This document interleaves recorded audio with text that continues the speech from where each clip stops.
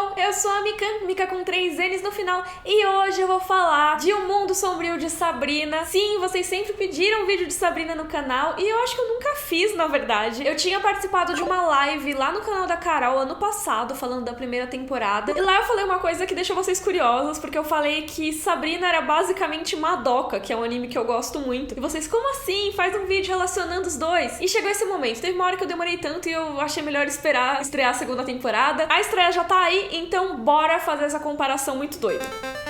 Mas a real é que apesar desse vídeo ser sobre Sabrina e ser sobre Madoka, não é muito sobre nenhum dos dois. É muito mais sobre em como as duas tiram inspiração de uma terceira história que é muito mais antiga, que se chama Fausto. Então deixa eu primeiro explicar rapidinho o que é Fausto pra vocês entenderem por que essas histórias bebem muito dessa fonte. Fausto é uma lenda clássica alemã de séculos atrás, que teoricamente é inspirada em um personagem histórico, que é o Johann Georg Faust. E eu vou falar todas as pronúncias em alemão erradas aqui, porque eu não sei alemão, tá? Já vou avisando que vai ter muita palavra em alemão nesse vídeo. Mas basicamente nessas histórias, o Fausto era um cara muito inteligente, muito curioso, que era bem sucedido, mas ele tava insatisfeito com a vida dele. Então ele vende a alma dele pro demônio em troca de conhecimento ilimitado e de muitos prazeres carnais e humanos mundanos, porque ninguém é forte, né? Aí nas primeiras histórias, o Fausto é condenado, porque, né, ele vendeu a alma pro demônio. E ele prefere o conhecimento humano ao conhecimento divino, então é aquela coisa do homem querer ser mais do que Deus, esse tipo de coisa. E essa história era muito popular lá no século XVI, tinha peças de teatro, ou aqueles teatros de marionetes, que eram aquelas peças que normalmente terminavam com o moral da história, sabe? Tinha algum ensinamento, muitas vezes religioso, e nesse caso era realmente pro Fausto ser punido. Só que a história do Fausto começou a ser interpretada por escritores que deram um pouco mais de profundidade e tudo mais. Ela foi popularizada na Inglaterra por um cara chamado Christopher Marlowe, e realmente é uma das versões mais conhecidas, mas a versão mais famosa que existe de Fausto é a que foi lançada uns 200 anos depois do Marlowe, que é a de Goethe. Ele escreveu essa peça que é uma tragédia em duas partes, Fausto I e Fausto II, e normalmente não se interpreta as duas uma em seguida da outra, normalmente é separado, mas enfim. No Fausto de Goethe, a história é uma competição entre Deus e o diabo, que é uma coisa que já rola um pouco na Bíblia, tem algumas histórias de Deus e o diabo fazendo apostas e tal, e eles decidem fazer uma aposta sobre o Fausto. Isso porque Deus adora o Fausto, ele é o seu estudioso favorito. Nessa história, o Fausto também é um cara que quer muito conhecimento e tal, mas Deus acha que o Mefisto, né, o Mefistófeles, que é o diabo, não vai conseguir corromper o Fausto. Já o Mefisto acha que vai conseguir sim, que ele vai fazer de tudo pra corromper o Fausto e trazer ele cada vez mais numa espiral da decadência. E a peça conta exatamente essa queda do Fausto e como o Mefisto vai levando ele pro caminho das trevas e ele vai se deixando levar também. E eu falei isso e você talvez seja até pensando um pouquinho em Sabrina. Tá, tem a ver, mas que diabos isso tem a ver com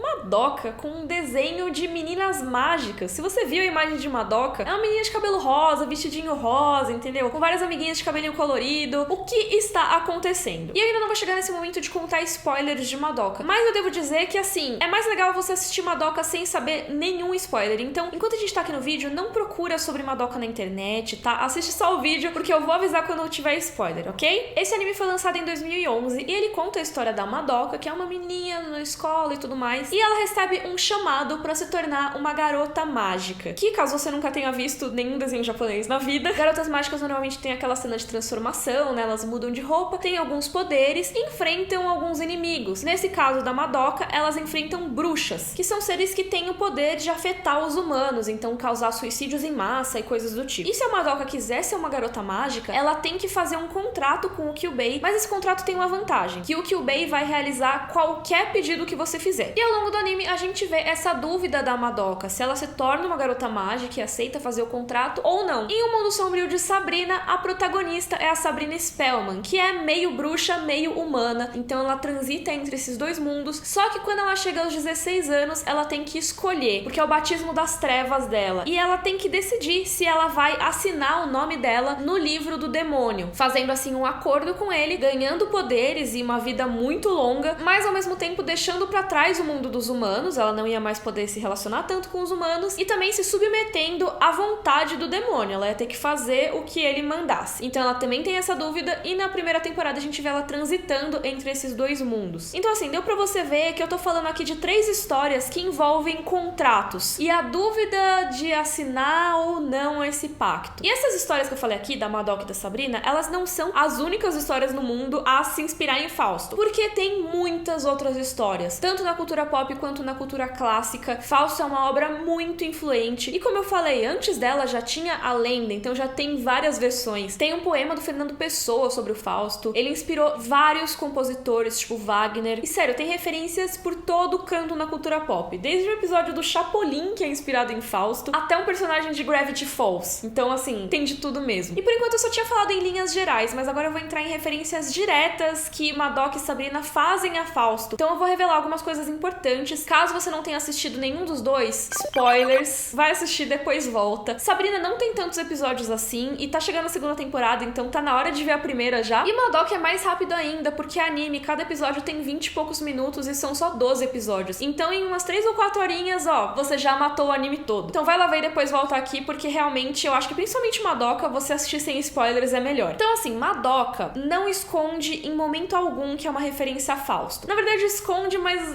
não muito, porque assim, logo na primeira cena tem um título, que é Prologue in Himmel. Esse é o mesmo título do prólogo do Fausto do Goethe, quando o Deus e o diabo, né, Mefisto, fazem a aposta sobre a alma do Fausto. Por que eu digo que esconde um pouco, né? Porque apesar disso tá como título na primeira cena de Madoka, Madoka tem muitas coisas que são escritas em runas, então você tem que dar uma traduzida nas runas sempre. Então não tá a referência completamente na cara, você tem que se dedicar um pouquinho pra encontrar. Mas até é interessante isso, porque talvez se você soubesse logo de cara que a história é uma referência a Fausto, você ia sacar muito o que ia acontecer. Então assim, logo no primeiro episódio, a Madoka e a Sayaka fogem da Homura em um momento, e aí tem de novo em runas escrito isso que tá escrito na tela, que eu não vou conseguir pronunciar, que é um feitiço que é ensinado pro Fausto na primeira vez que ele encontra uma bruxa na história. Em vários momentos, quando elas vão enfrentar as bruxas na história, tem trechos em runas que aparecem nos mundos das bruxas, e eles são citações diretas de Fausto. Esse contrato que as garotas mágicas fazem com o Kyubey é um contrato em que elas abrem mão da própria vida e basicamente vendem a alma pra ele mesmo. Elas têm a essência delas condensada em um pedacinho de pedra, assim, que se for jogado muito longe, o corpo delas perde completamente energia, e elas não sabem disso, e os desejos muitas vezes dão errado. Eu vou falar um pouco melhor disso nesse vídeo, mas assim, quando você vende sua alma pro diabo, normalmente ele te sacaneia, tá? Tanto em Fausto, quanto em Sabrina, quanto em Madoka. Além de elas se darem mal nos pedidos que elas costumam fazer, uma coisa que acontece é que as próprias garotas mágicas viram as bruxas que elas enfrentam. Isso é explicado pelo Kyubey, que seria o Mefisto na nossa história de Madoka, né? Como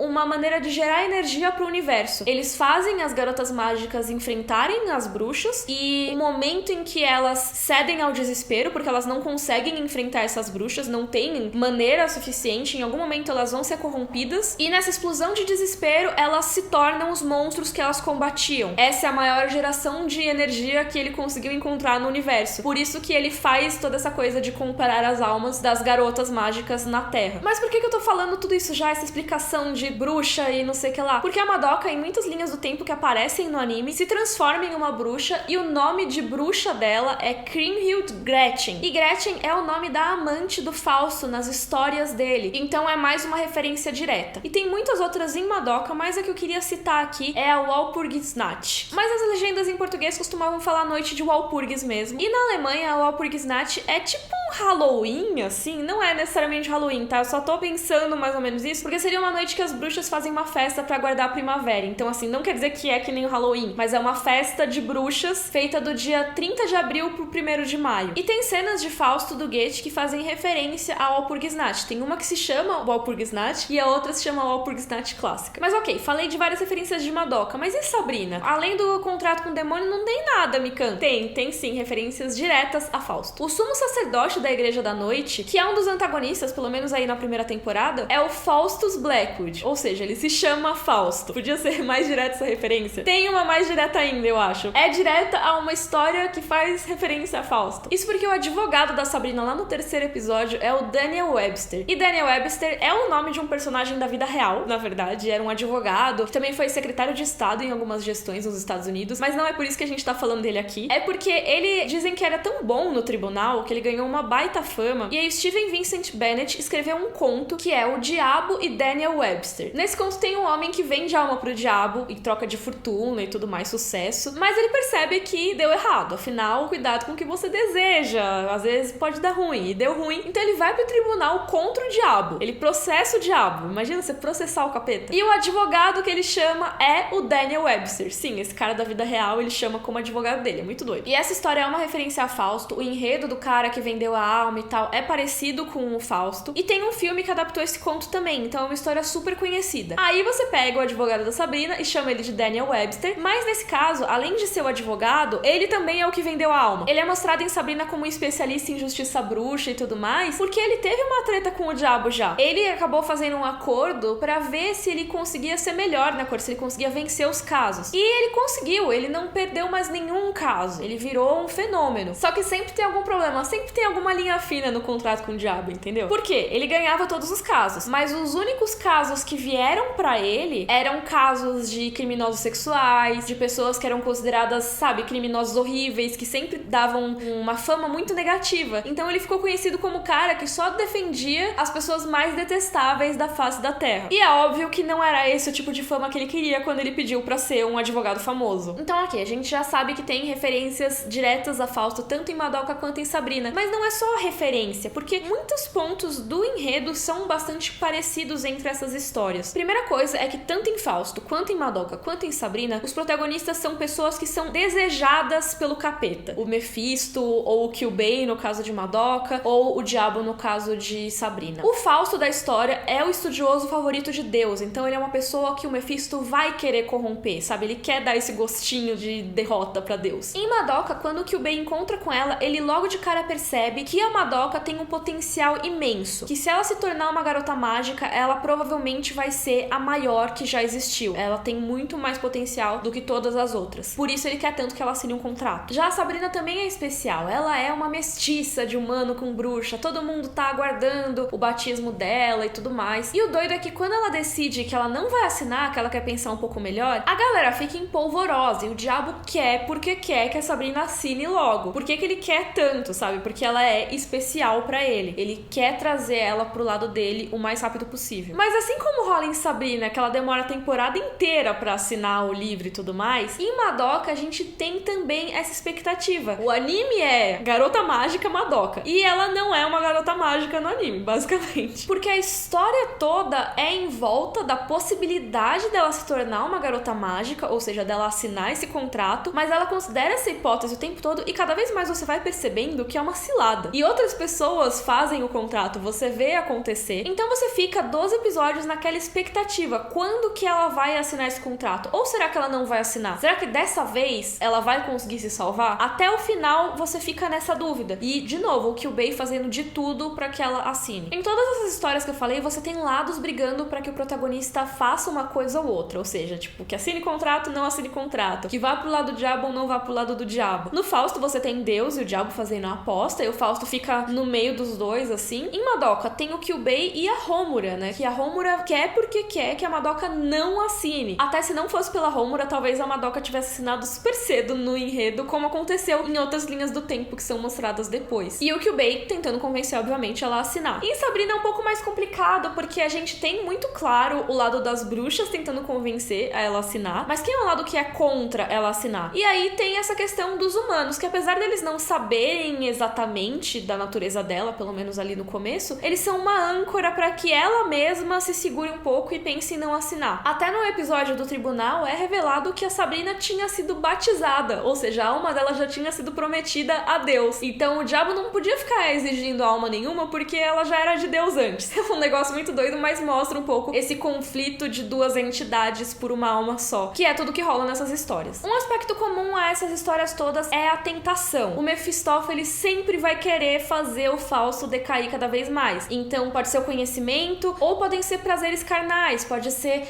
eu vou conquistar a Gretchen pra você vai ter a Gretchen. Em Sabrina, essa tentação vem na forma dos poderes de bruxa, né? Porque afinal, se ela negar o diabo, ela vai perder esses poderes. E em Madoka, a tentação vem, claro, do pedido, que você pode fazer qualquer coisa, mas eu não acho que é tanto isso que atrai a Madoka, e sim a possibilidade de ajudar os outros. Tanto que na primeira vez que ela se torna uma garota mágica, na outra linha do tempo, que nem aparece tanto no desenho, ela pede qualquer coisa, ela pede pra, ressuscitar um gato que ela viu morto, sabe? Não é uma coisa assim, se for pensar, você vai trocar sua alma por ressuscitar um gato? Pode ser, às vezes se o gato for fofinho, pode ser. No caso da Madoka, foi considerado um pedido meio bobo, sabe? E até na linha do tempo que é mostrada no anime, ela fala que se ela não pensar em nada bom pra pedir, ela vai pedir um bolo muito gostoso. Então ela realmente não se importa muito com o pedido que ela vai fazer, mas sim com o resultado, que é também uma coisa que talvez seja a tentação pra ela, que é poder ser essa pessoa que vai ser útil. Ela não se sente muito útil, muito boa em nada, e ela vai poder ajudar os outros, resgatar pessoas e tudo mais. Eu acho que essa questão da tentação e do pedido funciona muito mais com a Sayaka, porque a Sayaka tem um objetivo muito mais claro, que é o de ajudar o Kamijo, né, que é o menino que ela gosta, e ela quer a cura dele e tudo mais, e é esse o pedido que ela faz. E acho que já que a gente tá falando da Sayaka, vamos falar de contratos, porque ela efetivamente faz o contrato com o Kyubei, e o contrato das garotas mágicas de Madoka é um pouco diferente dos outros de histórias baseadas em Fausto, porque o contrato não é de sangue, não é um pacto de sangue. Mas como eu já falei aqui, esse pacto não deixa de ser importante, porque a alma delas que vai pra dentro da pedrinha, entendeu? Elas vendem a alma delas mesmo. Mas tanto no Fausto do Goethe como em Sabrina, o contrato com o diabo é feito em sangue mesmo. O acordo que rola entre o Fausto e o Mephisto é que o Mephisto vai fazer tudo o que o Fausto quiser na Terra. Tudo, enquanto eles estiverem lá. Mas o Fausto vai ter que servir o diabo depois, quando ele estiver no inferno. E aí é que entra o pulo do gato. Qual que é a condição pro Fausto ir pro inferno? Alguma coisa que o Mephisto causar ali pra ele tem que ser tão boa, ele tem que curtir tanto que ele quer permanecer naquele momento pra sempre. Quando acontecer essa sensação, ele perdeu a aposta, sabe? Ele vai pro inferno. Já em Sabrina não existe esse termo de você vai pro inferno, não sei o quê, mas ela precisa assinar com sangue lá no livro da besta. Quando ela faz isso, ela ganha poderes, mas ela tem que prometer que ela vai ter lealdade total e completa ao Senhor das Trevas. E é isso que ela não quer, sabe? Ela fala, mas e se ele me mandar pular da ponte? Eu tenho que ir? Sim, você tem que ir. Basicamente isso. E assim, gente, eu não quero agourar a Sabrina, mas no final da primeira temporada ela assinou o contrato com o demônio. E se tem uma coisa que a gente aprende em histórias baseadas em Fausto, é que assinar o contrato com o demônio normalmente acaba em tragédia. É isso que acontece em Fausto e é isso que acontece em Madoka. Em Fausto, tudo dá errado, basicamente. Ele quer a Gretchen, ela é amada dele, não sei o quê. A família toda da Gretchen morre, a Gretchen engravida do Fausto e aí na desgraça ela vai e afoga o filho, porque seria um filho ilegítimo, e ela é presa.